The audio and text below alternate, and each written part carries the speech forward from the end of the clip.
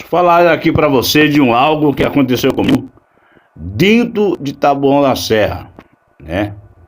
Tô passando ali no centro de Taboão da Serra, daqui a pouco eu tô vendo, né, uma senhora falando: Toninho Tornado, não sem entender nada. Ô Toninho Tornado, e começou a gritar. Toninho Tornado é aquele lá que faz as pegadinhas aí do canal. E começou a gritar: Toninho Tornado. Aí eu vi que o que tava com ela falou: Não, mãe, não, não. É sim, eu tô sim. Aí eu olhei pra ela e falei: Não, é eu não. É o da pegadinha lá, passando as pegadinhas lá do João Kleber, que agora tem um canal dele lá. Eu falei: Eu não. Ela olhava pra mim e começava a rir, e não parava de rir. Falei: Não, não sou eu não, o Toninho Tornado é outro, não é eu não. Aí ela parava de rir. Aí no